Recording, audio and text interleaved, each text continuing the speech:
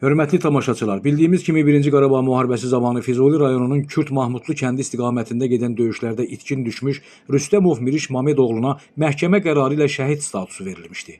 Beyləqan rayon qəbristanlığında naməlum əskər adı ilə dəfn olunan Miriş Rüstəmovun DNT analizi nəticəsində kimliyi məlum olunaraq Ağcabədi Qəhrəmanlar Parkında dəfn olunmuşdu.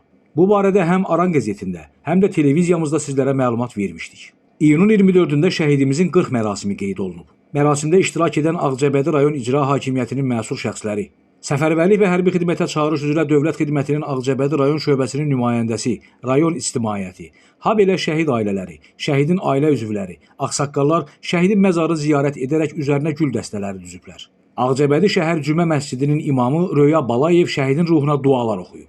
Mərasimdə çıxış edən Ağcabədi rayon icra hakimiyyəti başçısı aparatının Vətən müharibəsi iştirakçıları və şəhid ailələri ilə işin təşkili şöbəsinin müdiri Şöhrət Orucov, dini qurumlarla iş üzrə Dövlət Komitəsinin Qarabağ və Şərqi Zəngəzur regional bölməsinin müdiri Əlizadə Nəcəfov, 1-ci Qarabağ müharibəsində mütəşəkkil ordunun mövcud olmamasına baxmayaraq, minlərlə qeyrətli oğullarımızın silaha sarılaraq vətənin müdafiəsinə qalxdığından danışıblar. Miriş Rüstəmov da sinəsində ürək əvəzinə vətən gəzdirən belə oğullarımızdan idi.